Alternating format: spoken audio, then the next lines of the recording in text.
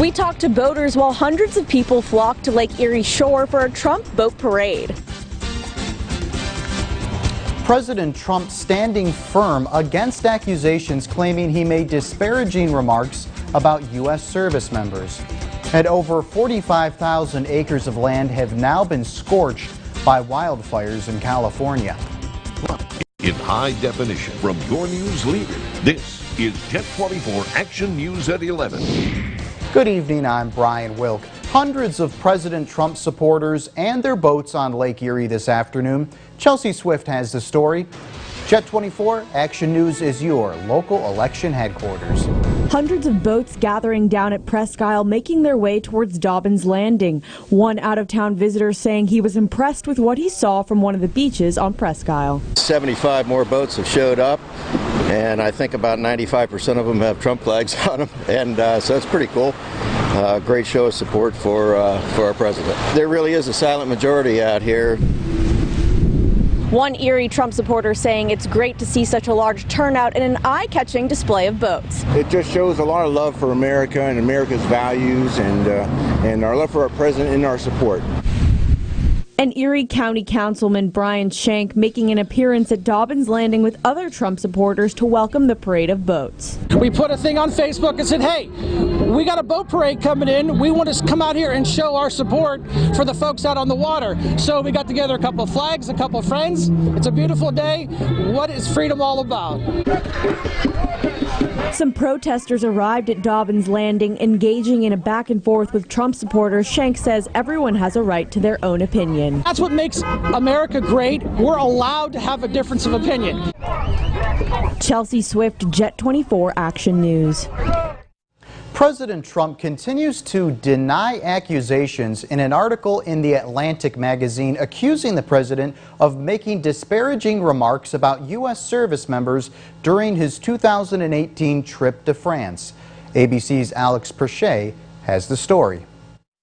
With less than 2 months until Americans cast their ballots, the race for the White House is heating up. President Trump having to repeatedly deny accusations in a report by The Atlantic magazine, alleging he disparaged Americans killed in the line of duty, referring to them as losers and suckers. There is nobody that feels more strongly about our soldiers, our wounded warriors, our soldiers that died in war than I do. It's a hoax. The report relies on anonymous sources. Former Defense Secretary Chuck Hagel urging those sources to come forward. I think it's important now, if these guys who've said this or allegedly said it think it's that important for the future of this country, then they should show some courage and step forward as well.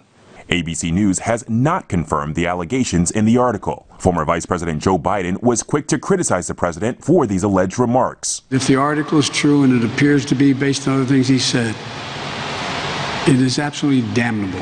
Biden has also been critical of the president's handling of the pandemic, but the president making a promise last month at the Republican National Convention. We'll produce a vaccine before the end of the year, or maybe even sooner. Biden's running mate, Senator Kamala Harris, was asked if she believes public health experts will get the last word on efficacy of a vaccine. If past is prologue, that they will not. They'll be muzzled. They'll be suppressed. They will be sidelined because he's looking at an election coming up in less than 60 days. And as protests continue in cities across the country, racial injustice also likely to be on the minds of voters. Racism has been the ghost in the room in this country for 400 years.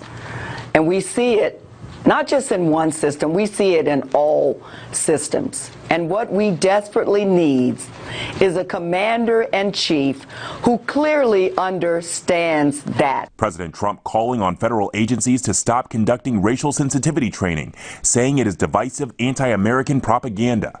Alex Perche, ABC News, Washington.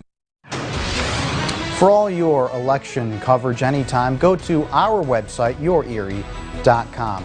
Here are the latest COVID-19 numbers for Erie County, the state, and the surrounding areas. The State Department of Health reporting 3 new cases with a total of 1,390 testing positive since March. The Pennsylvania Department of Health reporting 691 additional positive cases, bringing the statewide total to over 139,000 cases. There were 0 new deaths reported. The total number of deaths remain at 7,760. Crawford County reporting 235 cases, Warren County reporting 37, Chautauqua County reporting 494 cases, and Ashtabula County reporting 622 cases. The wildfires continue in California. Firefighters can only do so much as they battle not only the heat but the dangerous terrain. ABC's Zoreen Shah has the story.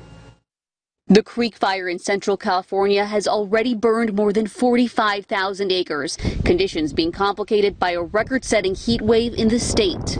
Residents being urged to evacuate. It's going to be difficult because people are going to be spread out all over the place up there, and there's a lot of places that aren't accessible by regular vehicles, so that's why we have to use our off-highway vehicles. Firefighters battling not only the heat but dangerous terrain. It is steeper, it is thicker, thicker brush and heavier timbers. Near the Mammoth Pool Reservoir, hundreds of people were trapped by the flames. The National Guard using helicopters to airlift at least 200 people to safety overnight. The injured then rushed by ambulance to local hospitals. Others driving through the intense flames to escape. The sheriff came and told us that we didn't have to evacuate, but he was advising we do because he didn't know if the fire would jump the road and we couldn't get out. Some campers were forced to shelter in place. The campground engulfed by smoke, blanketing the only road out.